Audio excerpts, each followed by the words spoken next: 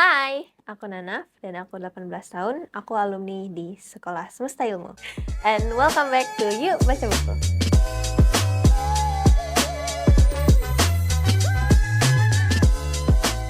Nah, kali ini bahasanya beda karena kali ini aku membawakan buku fiksi. Lalu, apakah bukunya? Drumroll.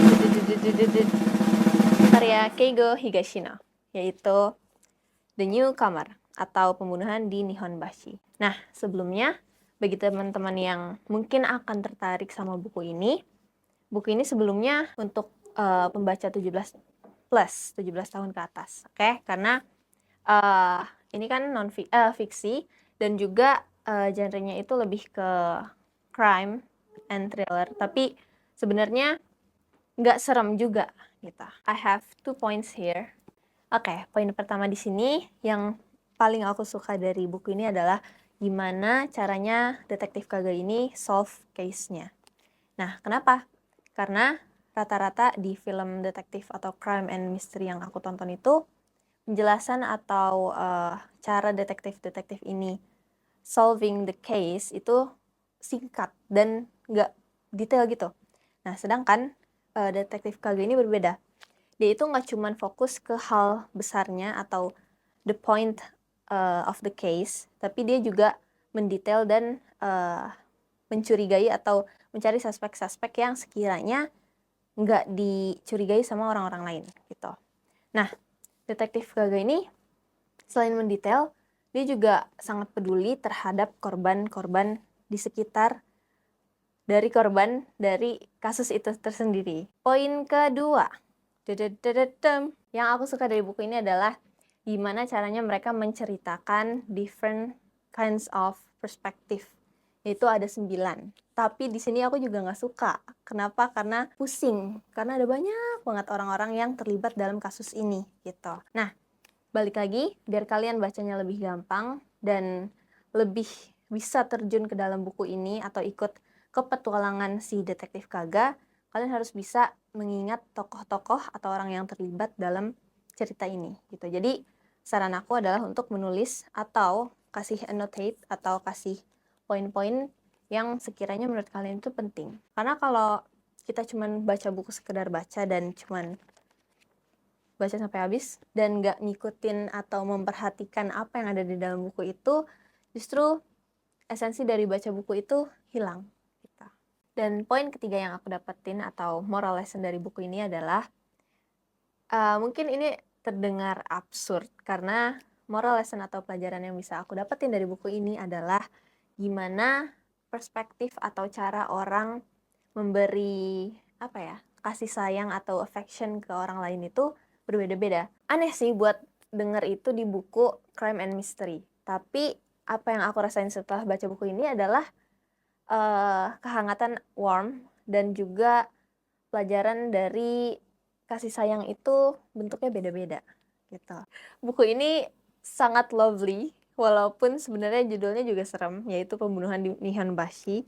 Tapi setelah kalian lihat nih, ada yang warna pink-pink nih anotasinya. Itu adalah momen dimana yang aku rasa, wah lucu juga nih momennya gitu. Sebenarnya buku ini tuh nggak serem. Mungkin ratingnya emang harus 17 plus karena agar kalian bisa berpikir dengan jernih dan dewasa lah.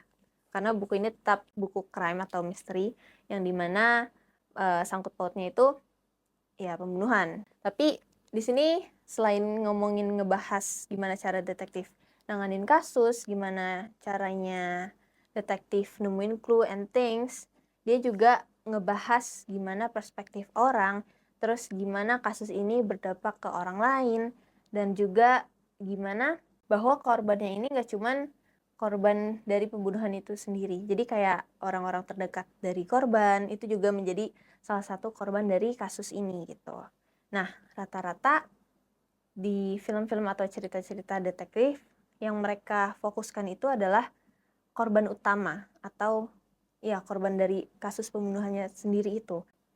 Tapi di sini detektif Kaga juga mencoba yang terbaik untuk membantu korban-korban di sekitarnya gitu. Nah, ada 2 quotes atau kutipan yang aku suka.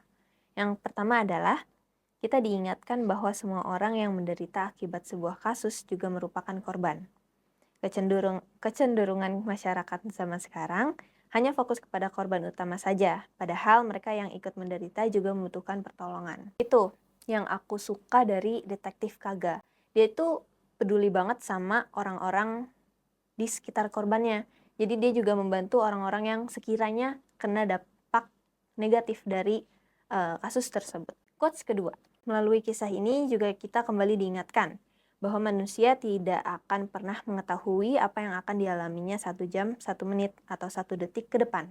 Maka dari itu, selama kita masih bisa bernafas, hendaknya kita selalu bersyukur, berbuat baik, dan menikmati hidup ini. Dari quotes yang kedua itu, menurut aku itu salah satu quotes yang rasanya relate buat kita semua saat ini, apalagi setelah adanya pandemi atau COVID, dimana kita merasa disconnected dengan orang-orang di sekitar kita, terus juga merasa disconnected atau tidak kenal sama apa yang dulu sempat kita suka. Selama kita bisa bernafas, kita harus mensyukuri apa yang kita punya saat ini, gitu. Rating yang akan aku kasih ke buku ini adalah 3.8 and a half out of 5. Kenapa? Karena masih ada kekurangannya. Ini sesuai opini aku sendiri ya. Sebenarnya aku suka buku ini, tapi masih belum bisa menjadi 5-star book aku. Kenapa? Karena kekurangannya adalah tadi ada 9 perspektif yang diceritain buku ini. Jadi agak bingung. Di sini itu Detektif Kaga banyak mengunjungi toko-toko yang dimana namanya itu pakai bahasa Jepang. Jadi lupa juga dan susah untuk mengingat ini toko apa, terus ini siapa gitu. Jadi kalian harus benar-benar kalau mau niat bacanya harus bawa pulpen and book to write ini siapa, ini siapa, ini siapa. Selain itu, nggak ada lagi sih kekurangannya. Hal-hal yang aku suka dari ini adalah gimana dia bisa detail ceritain benar-benar berbagai macam saksi, terus juga orang-orang yang dicurigai. Rasanya nih selama kita baca buku ini, kita kayak ngikutin Detektif Kaga gimana dia cari pelakunya. So it's actually really fun book to read. Tapi menurut aku ya, buku ini nggak bisa diselesain dalam satu duduk. It took me about 5 days to finish karena tadi kendalanya ada di berbagai macam karakter, terus tempat, dan lain-lainnya. Jadi sedikit membingungkan. Aku tetap ngerekomendasiin buku ini. Kenapa? Karena we learn new perspectives, terus juga ada moral lesson yang aku rasa buat buku crime seperti ini, moral lessonnya itu sangat keterbalikan gitu. And I think it is very lovely. Sekian dari aku. Jangan lupa untuk like, comment, share, and subscribe. Dan tungguin next episode dari Yuk Baca Buku. Bye-bye!